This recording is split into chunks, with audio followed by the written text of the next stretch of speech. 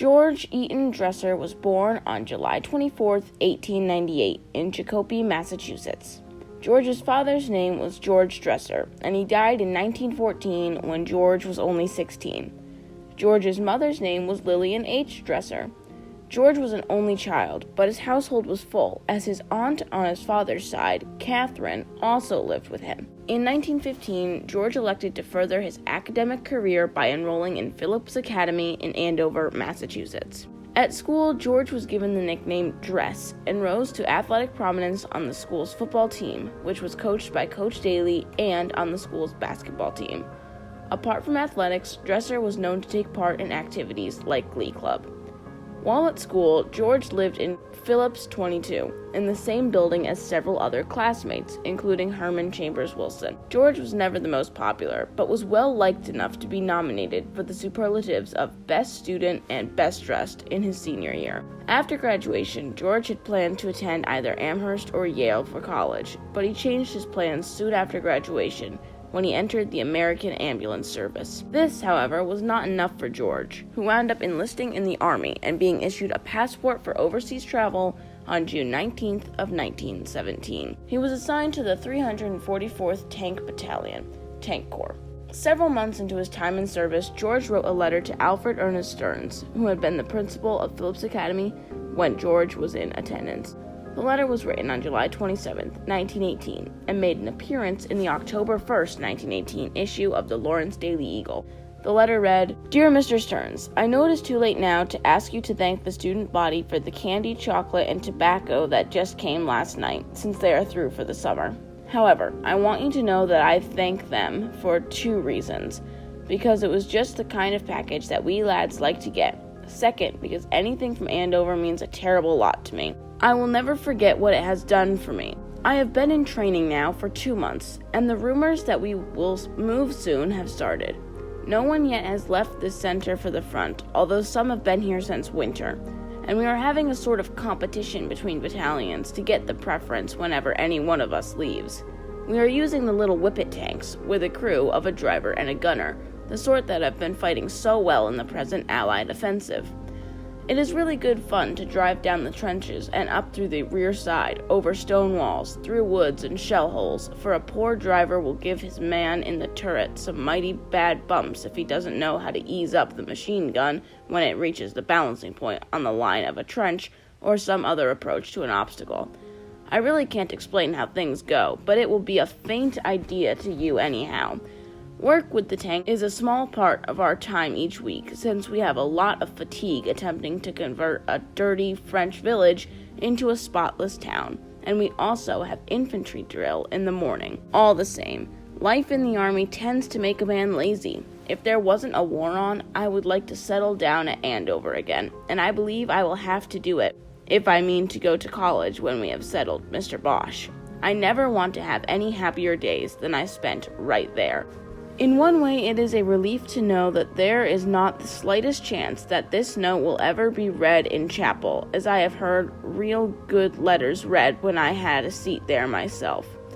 Please give my thanks to whoever was in charge of getting up packages for Yanks. For speaking for myself, one boy was mighty proud to know what his school thought of him. Gratefully yours, George E. Dresser.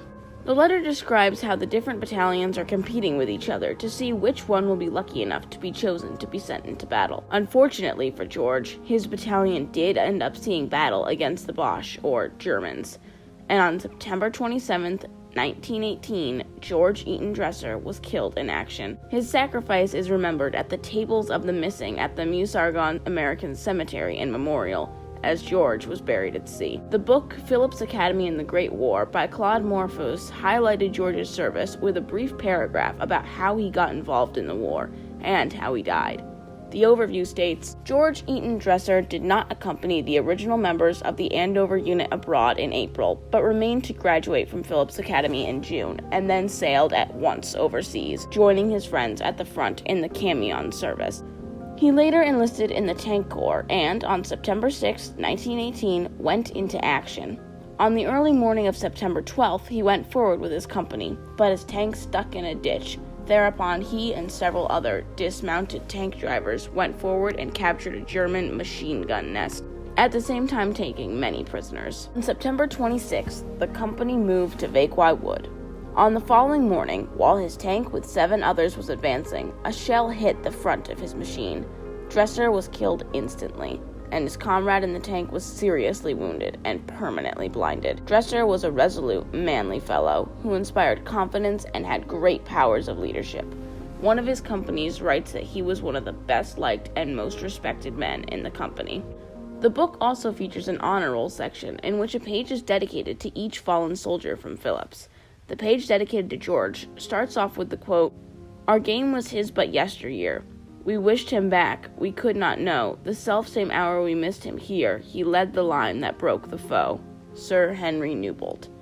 The tribute then goes on to say, George Eaton Dresser was a young man of all-round ability. Powerful and active physically, he played a brilliant game on the football 11 and the lacrosse team, besides taking part in practically every form of outdoor sport. But he also stood at the top of his class in his studies, and he found time to sing on the Glee Club and to act on the governing board of the Society of Inquiry. He was a member of the Phi Beta Chi fraternity. These honors, all easily won, did not spoil Dresser in the least. He was always frank and modest, and acted as if he were surprised that his mates should think so well of him. Dresser was born July 24, 1898, in Chicopee, Massachusetts. He entered Phillips Academy in 1915, graduating 2 years later. Soon after leaving Andover, he joined the American Ambulance Service, but, with Paul Doolin, changed to the Camion Service when given an opportunity. Even this, however, he did not like. In a letter of September 25, 1917, he wrote, "The entire absence of all danger makes us restless, and we know that the Camion Service is the place for men with wives and families, men to whom life is more precious than to us. Although under the draft age, I have never for a second regretted that I am on the spot 2 years earlier than Uncle Sam would call me. Others feel the same." This passage sums up the passionate young man that George was. He was eager to do more for his nation, never once thinking about the danger. Unfortunately, that selflessness caught up with him as he joined hundreds of other Phillips graduates who lost their lives during World War I. In the letter he wrote to Alfred, George says that he hopes to be able to move home to Andover one day. A century later, the fallen soldier is still lost, forever unable to come home.